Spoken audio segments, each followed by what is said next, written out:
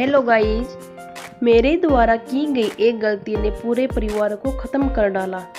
कहानी। मैं जब भी मंदिर जाती थी, सीढ़ियों पर बैठी उस अधेड़ उम्र की महिला पर मेरी नज़र ठहर जाती थी। देखने से तो वह अमीर घर की लगती थी, पर ऐसी दशा देखकर मुझे दया आ जाती थी। वो महिला मुझे सोचने को मजबूर कर देती थी, आखिर इस स्थिति का कारण क्या रहा होगा। मैं मन ही मन सोचती रहती थी और रोज वापस घर आ जाती थी। सुबह की गृहस्थी का काम में व्यस्त रहने के कारण मैं मंदिर नहीं जा पाती थी, पर मैंने शाम को जाने का नियम बना रखा था। गोरा रंग, उस पर दमकती लाल बिंदी, बस भीड़ में भी मेरा मन आकर्षित कर लेती।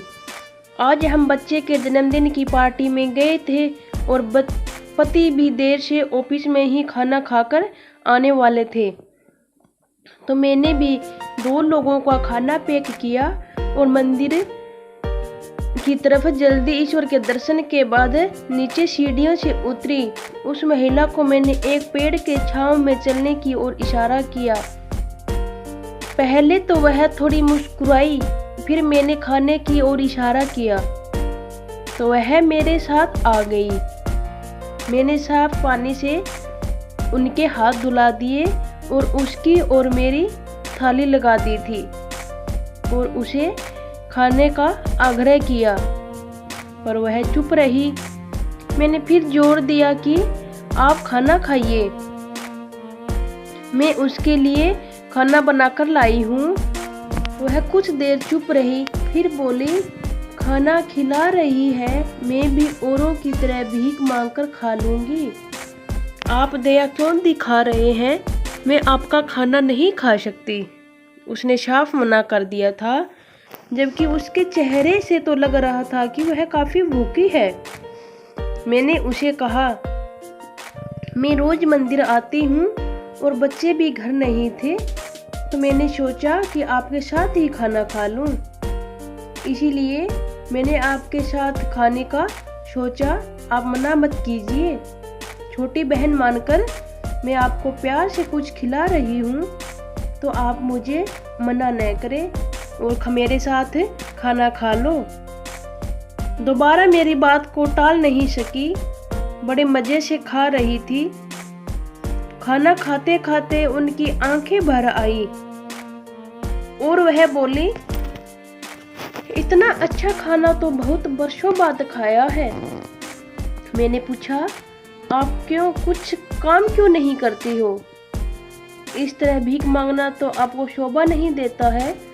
आप बहुत काम कर सकती हो, लोगों को घरों में झाड़ू पोछा, बर्तन या फिर खाना बनाने का काम या कोई सिलाई का काम भी कर सकती हो। और आप चेहरे से और आपके रहने के हिसाब से तो नहीं लगती कि आप गरीब घर से हो। आप आत्मस्वाभिमान से भी जी सकती है, फिर भी मांगने का ही काम क्यों? मैंने उत्सुकता से पूछा। वह फीकी हंसते हंसते हुए बोली, मुझे कुछ काम आता ही नहीं है, कभी कोई काम किया ही नहीं, तो किसी के घर में क्या काम करूंगी। मुझे हरदम ईश्वर के पास रहना है, इनके चरणों में रहना है, इसीलिए मैं मंदिर की सीढ़ियों में बैठी रहती हूँ। आज जो मेरी हालत है वह सब मेरे बुरे कर्मों की वजह से है। इंसान को बुरे कर्मों का फल इसी जन्म में भुगतना पड़ता है। वह आके खुद से ही बताने लगी, मेरा नाम खुशबू है, मैं बहुत ही धनवान घर में पैदा हुई थी। घर में सारा काम नौकर चाकर ही करते थे, खाने पीने की कोई कमी नहीं थी। जिस चीज पर हाथ रख देती थी वह मेरी हो जाती थी। मैं बहुत अहंकारी लड़की थी। मैंने पढ़ाई पूरी की और पिताजी ने मेरी शादी कर दी, और शादी भी मेरी बहुत ही ज़्यादा धनवान परिवार में हुई थी। ना ही कोई कमी थी, बहुत ही अच्छा परिवार मिला। परिवार में सास ससुर जेठ जेठानी थे। जेठानी के कोई बच्चा नहीं था और शादी के बाद मेरी गोद जल्दी ही भर गई। मेरी पहली संतान बेटी हुई थी। परिवार वालों को वारिस की उम्मीद थी, इसीलिए ये तो अभी पहली ही संतान है। हो सकता है दूसरी संतान बेटा हो जाए। मैं अपने बच्चों को जेठानी को छूने भी नहीं देती थी क्योंकि मैं बहुत अहंकारी थी और उनका अपमान करती रहती थी। जेठानी जी बेचारी तो मुझे छोटी बहन समझकर प्यार करती थी, उनका प्यार समझ नहीं पाती थी। दूसरी बार भी मैं गर्भवती हुई, गरीबों के लिए भंडारे लगवाए और सबका आशीर्वाद मिले, इसी उम्मीद से भंडारा लगाया गया, सबको खाना खिलाया गया और मेरे परिवार को एक बेटे की उम्मीद थी। पर इस बार भी मुझे बेटी हुई।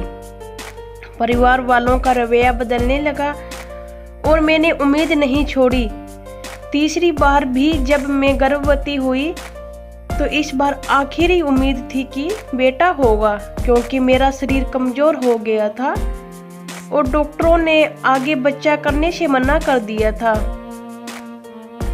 तीसरी बेटी के होने पर मैं बहुत ही रोई और उसे दूध पिलाने से भी मैंने इनकार कर दिया था।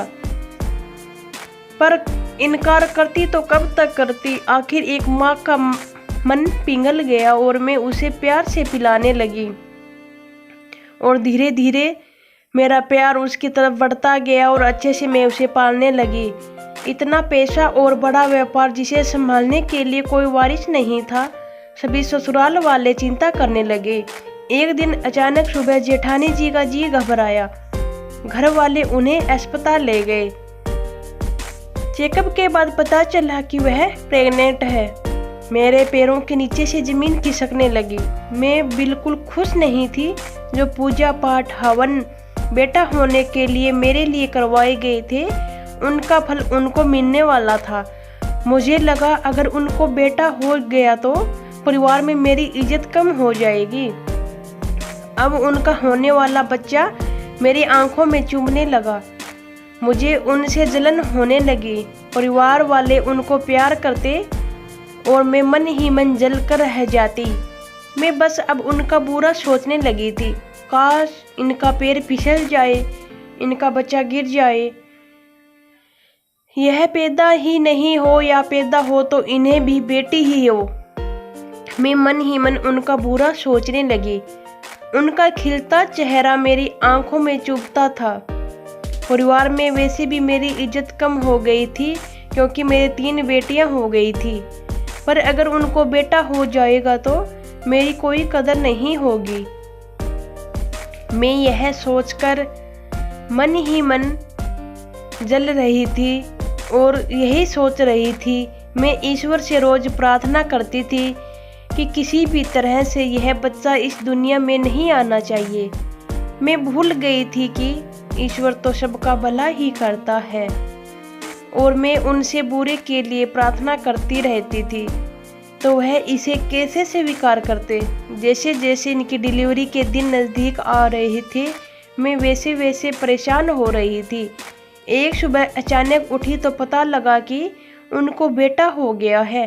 देर रात में दर्द उठा था तो घर वाले उन्हें अस्पताल ले गए। मैं बच्चों को सुला रही थी तो घर वालों ने मुझे बताना ज़रूरी नहीं समझा। मैं उस दिन बहुत रोई, ईश्वर को बहुत दोष देती रही, कोसती रही कि उनको तो एक बार में ही बेटा दे दिया और मुझे एक भी बेटा नहीं दिया और उनके बेटे का भव्य स्वागत किया गया। सब लोग बधाइयाँ दे रहे थे पर मेरे सीने में आग लगी थी। हर पल में उनका बुरा चाह रही थी, इसीलिए मैं बेचैन रहती थी। मैं अपनी बेटियों को भी खुश नहीं रखती थी और उनका ध्यान भी नहीं रखती थी। हर पल उनका बेटा देखकर जलती थी। अब मुझे लगने लगा था कि सारी जायदाद पर उनके बेटे का हक हो जाएगा। यह विचार सोचकर मेरा मन घबराता रहता था। मेरे मन में पाप जागा। जब मेरी 3 बेटियां स्कूल गई हुई थी और सास मेरी भजन कीर्तन में गई हुई थी, घर के सारे पुरुष लोग ऑफिस गए हुए थे, जेठानी जी भी गहरी नींद में सो रही थी, तो मैंने उनके बेटों को सीढ़ियों से धकेल दिया और ऐसे नाटक करने लगी जैसे कि सीढ़ियों से बच्चे को नीचे ले जाते वक्त मेरा पैर फिसल गया हो। वह तो छोटा बच्चा था तो उसके तुरंत दम तोड़ दिया। घर में कोहराम मच गया। परिवार का इकलौता वारिस चला गया। बड़ी मुश्किल से सालों बाद उन्हें बच्चा हुआ था। वह एकदम से पागल हो गई थी। मैं भी रोने का झूठा नाटक कर रही थी। अंदर से मेरे कलेजे को ठंडक मिल गई। लेकिन इन सब के बीच में कभी उनसे नजरें नहीं मिला पाती थी, क्योंकि मैं जानती थी कि उस मासूम को मैंने जानबूझकर मारा था। बुरा कर्म तो मैंने उस वक्त कर लिया, पर मैं उसके परिणाम से अनजान थी। कुछ समय तक वह शायद ही मन कोसती रही होगी और बेटे के गम में उन्होंने शहर छोड़ दिया। सास ससुर बेजान हो गए थे। उन्हें अब किसी चीज का मोह नहीं रहा। उन्हें कुछ भी अच्छा नहीं लगता था। वह घर छोड़कर हरिद्वार गुरु के आश्रम में चले गए थे। घर में मातम पसर गया था। अजीब सा माहौल बना रहता। आखिर घर के वारिस की हत्या जो हुई थी। जेठ जी पत्नी और बच्चों बेटे के गम में चूर चूर रहते थे। मेरे पति व्यापार करते थे, पर उनसे अकेले नहीं हो पा रहा था, जो लगातार घाटा हो रहा था। एक दिन मेरी तीनों बेटियां स्कूल जा रही थी। वह सड़क पार कर रही थी। एक तेजी से आते वाहन ने उन्हें कुचल दिया। अपने तीनों बच्चों को एक साथ खोने के बाद मुझे उनके दर्द का एहसास हुआ। अब मैं पागल सी हो गई थी। जेठ जी के पैर छूकर उनसे माफ़ी मांगती थी। मुझे माफ़ कर दो, मैंने आपके बेटे को मारा है। मुझे सजा दो, मुझे माफ़ कर दो। पर उन्हें लगता था कि मैं अपनी बेटियों की मौत से पागल सी हो गई हूँ। ईश्वर ने मुझे खुद सजा दे दी थी। अब मैं ईश्वर से कोई शिकायत नहीं करती थी, क्योंकि मुझे पता था मैंने बुरा किया था और बुरे काम वालों का अंजाम भी बुरा ही होता है। मेरी एक गलती से परिवार बिखर गया। मैं अपने आप को कोसने लगी थी। परिवार में धन की कमी हो गई थी। सारे नौकर भी हट गए थे। मुझे कोई काम भी नहीं आता था, तो पति भी मुझसे गुस्सा रहने लगे थे। वह देर से घर आते और चिड़चिड़े से रहने लगे थे। मैंने पति के सामने अपना जुर्म कबूल किया तो उन्होंने मुझे घर से निकाल दिया। तुम जैसी पापिन के लिए मेरे घर में कोई जगह नहीं है। तुम अब इस घर में नहीं रह सकती। मेरे मायके वालों ने भी सहारा नहीं दिया। अब मैं जाती तो और कहाँ जाती। मंदिर की सीढ़ियों पर बैठी रहती हूँ और ईश्वर से अपने पापों के लिए माफ़ी मांगती हूँ। इसीलिए भीख भी मांगती हूँ, ताकि रोज़ ईश्वर से माफ़ी मांग सकूँ। अब तो ईश्वर के अलावा कोई दूसरा चारा भी नहीं है। मेरा अब कोई दूसरा सहारा भी नहीं रहा। कुछ दिनों पहले अखबार में पढ़ा कि मेरे पति की मृत्यु हो चुकी है। वो एक एक्सीडेंट में मर गए हैं और मेरे जेठ जी भी घर छोड़कर जा चुके हैं। मेरी जलन की वजह से अच्छा भला बुरा परिवार बर्बाद हो गया। जेठानी जी मुझे छोटी बहन की तरह प्यार किया था। मैं ही उन्हें बड़ी बहन ना बना सकी। काश मैं उनके बेटे को दिल से अपना लेती तो आज मेरी तीनों बेटियां जिंदा होती। घर में सब लोग अच्छे से थे, बस मेरी वजह से पूरा परिवार बिखर गया। मैंने उस मासूम को ही नहीं मारा, बल्कि मेरी वजह से जेठानी जी भी चली गई और सास ससुर जेठ जी भी घर छोड़कर चले गए। मेरे पति ने आत्महत्या कर ली। मैं इन सब की दोषी हूँ, पापी हूँ, यह कहकर रोने लगी। उनकी कहानी सुनकर मैंने सोचा, कोई कैसे इतने मासूम बच्चे की जान ले सकती है। किसी के साथ बुरा करने वाले का यही अंजाम होता है। किसी के बारे में बुरा सोचने से भी आपके कर्म खराब ही होते हैं और कर्मों के फल से कभी बचा नहीं जा सकता। अच्छा करोगे तो अच्छा फल मिलेगा, बुरा करोगे तो बुरा फल मिलेगा। इंसान का सबसे बड़ा धर्म ही यही है कि यदि किसी का अच्छा नहीं कर रहे हो तो किसी का बुरा मत करना, क्योंकि खुशबू मेरी तरफ एक उम्मीद के विश्वास से देख रही थी। उनकी आंखों में पछतावा था, पछतावे के आंसू थे, पर उनके पछतावे से जो बुरा हो चुका था वह तो नहीं सुधर जाएगा। अब मेरे मन में उनके प्रति कोई सहानुभूति नहीं रही। मैं चुपचाप अपने घर वापस आ गई। रात भर उनके बारे में सोचती रही। सुबह अपने घर गृहस्थी के काम में लग गई और शाम को हमेशा की तरह मंदिर गई तो ना चाहते हुए भी मेरी नज़रें उन्हें ढूंढने लगी। तभी किसी ने बताया कि कल रात को ही मंदिर की सीढ़ियों पर ही उनकी मौत हो गई। दोस्तों, बुरे कर्म करने से पहले ही उनके बारे में सोच लेना चाहिए, क्योंकि बुरे कर्म का फल हमेशा बुरा ही होता है, कभी अच्छा नहीं होता है। इसीलिए हर इंसान के बारे में अच्छा ही सोचना चाहिए और अच्छे ही कर्म करना चाहिए, इसीलिए हमें अंजाम भी अच्छा ही मिलेगा। Thank you for watching.